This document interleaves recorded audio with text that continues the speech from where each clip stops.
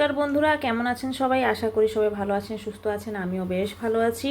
তো বন্ধুরা, আজকে আবার একটা দারুণ একটা রেসিপি ভিডিও নিয়ে চলে এসেছি। আশা করি আমার এই রেসিপিটা আপনাদেরকে ভালো লাগবে। তো এই রেসিপিটা বানাতে খুব কম সময় লাগবে, 10 থেকে 15 মিনিট সময় লাগবে। আর বাচ্চাদের থেকে বড়দের অবধি এটা হচ্ছে প্রিয় খাবার, যেটাকে বাচ্চারা সব সময় বায়না করে ফ্রেঞ্চ ফ্রাই খাওয়ার জন্য। আর বাইরের ফ্রেঞ্চ ফ্রাই থেকে ঘরে যদি আমরা এরকমই ফ্রেঞ্চ ফ্রাই বানিয়ে দিই, তাহলে ওরা বাইরে খাবার ভুলে যাবে। তো আজকে চেষ্টা করব আপনাদেরকে একটা সুন্দর একটা ফ্রেঞ্চ ফ্রাই রেসিপি বানিয়ে দিতে।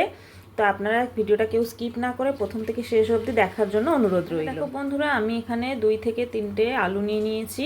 আপনারা সবসময় চেষ্টা করবে এরকমই লম্বা ধরনের আলু নিতে, কেননা ফ্রেঞ্চ ফ্রাইটা ফিঙ্গার শেপে হবে। আর একই শেপে কাটলে সেদ্ধটাও খুব তাড়াতাড়ি হবে আর ক্রাঞ্চিনেসও আসবে। তো তাই জন্য আমি সবার প্রথমে আলুটাকে কেটে নেব।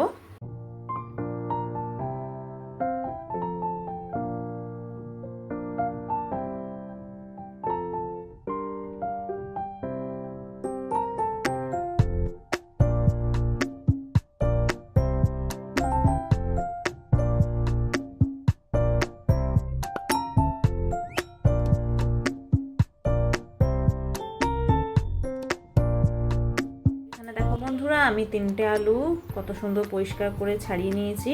এবার কাটার পালা।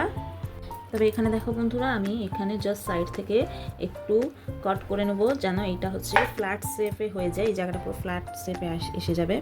তো এখানে অল্প সাইড আমি কেটে নেব। ব্যাস, জায়গাটা যেরকম ফ্ল্যাট শেপে এসে যায়। তারপরে আমি একটু বড় বড় সাইজে কাটবো।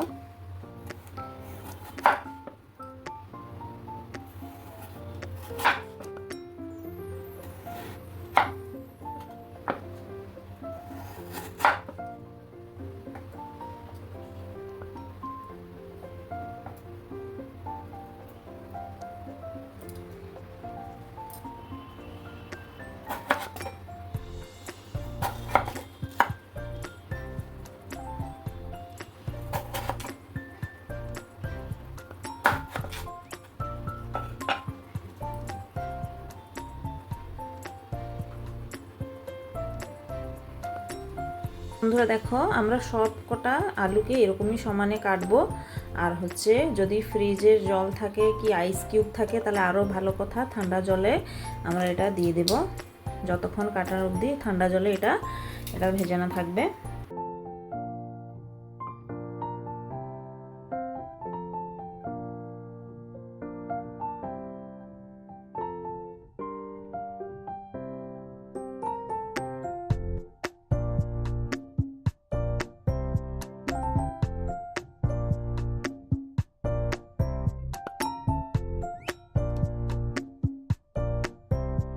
বন্ধুরা, আলুগুলো আমার সব কটা কাটা হয়ে গেছে ফ্রেঞ্চ ফ্রাই সাইজে। এবার এটাকে আমি 2 থেকে 3 বার এটাকে ভালো করে আলুটাকে ধুয়ে দেবো, যাতে এরকম যে ময়লা জলগুলো বেরিয়ে যাবে। আমি এখানে 2 থেকে 3 বার করে ভালো করে পরিষ্কার করে ধুয়ে দিয়েছি। এই যে আলুর স্টিকগুলো কত সুন্দর করে পরিষ্কার হয়ে গেছে। এবার আসল কাজ। তবে এখানে দেখো বন্ধুরা, আমি একটা জায়গায় জল বসিয়ে দিয়েছি। জলটা বেশি ফুটবে না, এরকমই জাস্ট ছোট ছোট বাবলস হলে জানবে জলটা গরম হয়ে এসছে। এইবারে আমরা কেটে ধুয়ে রাখা আলুগুলো ওর মধ্যে দিয়ে দেব।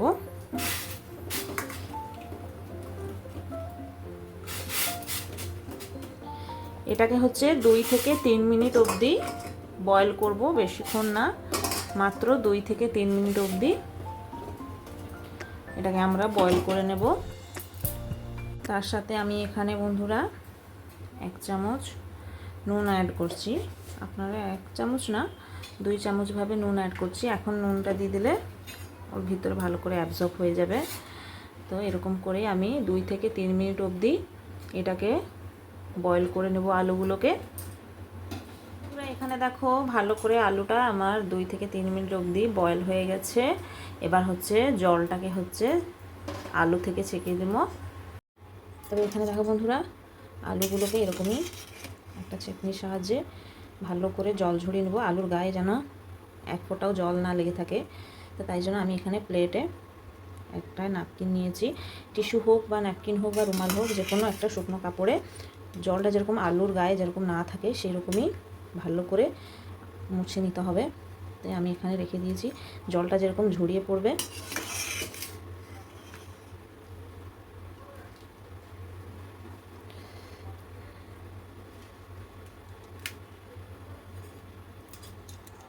তো এখানে আমি আলুগুলোকে এরকমই মুছিয়ে দেবো ভালো করে, যেরকম আলুর গায়ে এক ফোঁটাও জল না লেগে থাকে।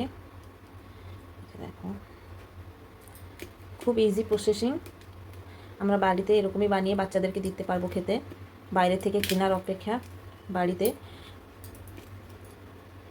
তো এখানে দেখো আলু থেকে পুরো জল ঝরিয়ে গেছে, ভালো করে মুছে দিয়েছি, আর ঠান্ডাও হয়ে গেছে। এবার আর কিছু প্রসেসিং বাকি নেই, শুধু আমরা এরকমই উপর থেকে 2 চামচ কর্নফ্লাওয়ার পাউডার ছড়িয়ে দেব।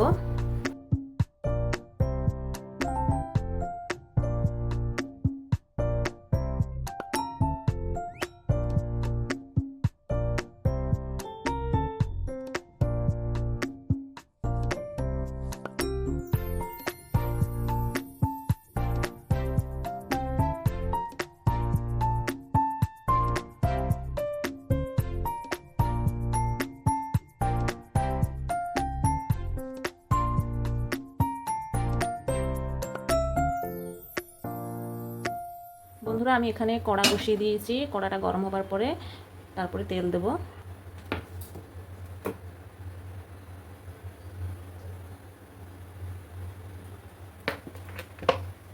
তো এখানে তেলটা যথেষ্ট গরম হয়ে গেছে, এবার আমি ফ্রেঞ্চ ফ্রাইগুলো যে দিয়ে দেব।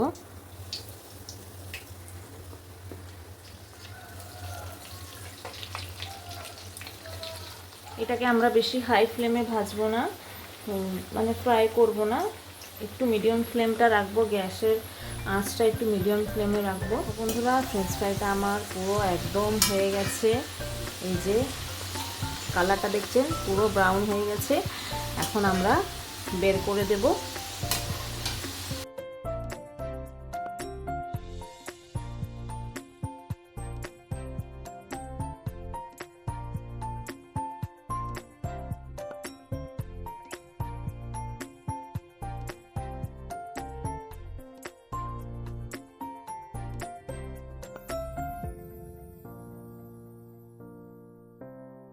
বন্ধুরা পুরো গরম গরম ফ্রেঞ্চ ফ্রাই রেডি হয়ে গেছে। এখন শুধু গরম অবস্থায় একটু নুন ছড়িয়ে দেবো উপর থেকে, তারপরে হচ্ছে একটু চাট মশলা থাকলেও আরও ভালো কথা, চাট মশলাও দিতে পারো। আমি একটু উপর থেকে অল্প একটু লঙ্কার গুঁড়ো ছড়িয়ে দিচ্ছি। এবারে খুব ক্রাঞ্চি হয়েছে কিন্তু বন্ধুরা, এই যে দেখো তোমরা আওয়াজ তো শুনতে পাচ্ছ, দারুণ হয়েছে কিন্তু ফ্রেঞ্চ ফ্রাই। এই যে দেখো বন্ধু, এই যে দেখো পুরো ক্রাঞ্চি, ভিতর থেকে পুরো স্মুথ আর উপর থেকে পুরো ক্রাঞ্চি। আজকে আমার এই ইনস্ট্যান্ট হোমমেড ফ্রেঞ্চ ফ্রাই আপনাদেরকে কেমন লাগলো অবশ্যই কিন্তু কমেন্ট করে জানিও। যারা চ্যানেলে নতুন আছো তারা আমার চ্যানেলটাকে সাবস্ক্রাইব করে একটা সুন্দর কমেন্ট করে আমার পাশে থেকো, যেন দৈনন্দিন আমি নতুন নতুন রেসিপি ভিডিও বা ব্লগ ভিডিও আপনাদের সঙ্গে শেয়ার করতে পারি। তো আগামী দিনে আবার দেখা হবে একটা নতুন ভিডিওর সাথে। সবাই ভালো থাকবেন, সুস্থ থাকবেন। সবাইকে জয় জগন্নাথ, রাধে রাধে।